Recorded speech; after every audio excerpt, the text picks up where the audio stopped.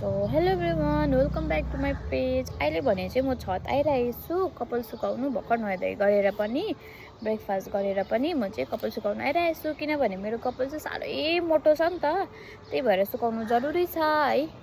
अनि म सुत्नुपर्ने पनि हुन्छ, किनभने म नाइट गरेर आएको नि त, भरे फेरि नाइट ड्युटी छ, त्यही भएर चाहिँ सुकाउनु जरुरी छ। अनि आज सिलगढीमा पनि त्यति घाम लागेको छैन है, तर गरम चाहिँ गरम भइरहेछ। त्यति घाम चाहिँ लागेको छैन है, धुम्म भइरहेछ। बिहानै चाहिँ धुम्म थियो, अहिले चाहिँ अलिअलि घाम लागिरहेछ हल्का है।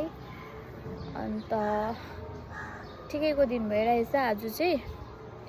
अनि बिहान चाहिँ अलिक धुम्म थियो, सायद माथि पहाडतिर, हाम्रो माथि पहाडतिर सायद पानी पर्दै थियो होला है, त्यही भएर चाहिँ धुम्म भइरहेको थियो। अहिले चाहिँ ठिकै भइरहेछ, तर दिन ढुस्से भइरहेछ है। घाम लाग्दा पनि साह्रै के हो गरम, अनि घाम नलाग्दा पनि यस्तो अल्छी लाग्दो दिन ढुस्से परेको भइरहेछ। तर मलाई त केही छैन है, तर म कपाल सबै सुकाएर चाहिँ सुत्छु। So bye bye, thank you for watching.